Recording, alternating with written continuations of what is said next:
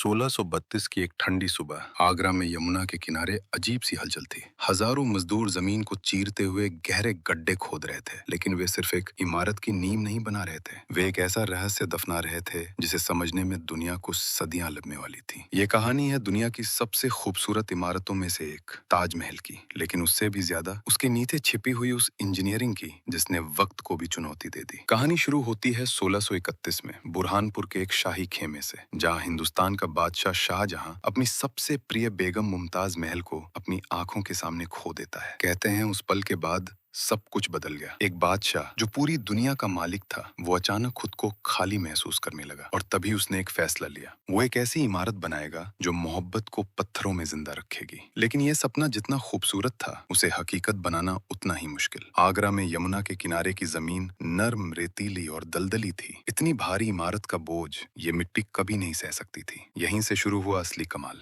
इंजीनियरों ने जमीन के नीचे दर्जनों गहरे कुएं खोदे। इन कुओं को पत्थर, ईंट और चूने से भरा गया, और कुछ जगहों पर मजबूत लकड़ी के खंभों का इस्तेमाल किया गया। ऐसी लकड़ी जो नमी में और ज्यादा मजबूत हो जाती है, यानी जिस पानी से इमारत गिर सकती थी, उसी पानी को उसकी ताकत बना दिया गया। अब बारी थी उस सफेद संगमरमर की जो सैकड़ों किलोमीटर दूर मकराना से लाया जा रहा था। हजारों मजदूर और सैकड़ों हाथी दिन रात इस सपने को आकार दे रहे थे। लेकिन एक और सवाल था, इतने भारी पत्थर बिना सीमेंट के जुड़ेंगे कैसे? तब तैयार किया गया एक खास मिश्रण, चूना, गुड़, बेल का गूदा, उड़द की दाल। एक ऐसा प्राकृतिक लेप जो समय के साथ और मजबूत होता गया। आज भी 400 साल बाद वही मिश्रण इन पत्थरों को जोड़े हुए है। अगर आप ताजमहल को ध्यान से देखें तो आपको एक और चौंकाने वाली बात पता चलेगी। उसकी चारों मीनारें पूरी तरह सीधी नहीं है, उन्हें हल्का सा बाहर की ओर झुकाया गया है। ये कोई गलती नहीं, बल्कि एक ऐसा डिजाइन है जो भूकंप जैसी आपदाओं से भी इमारत को बचा सके। पूरा ढांचा इतनी परफेक्ट सिमेट्री में बनाया गया है कि हर हिस्सा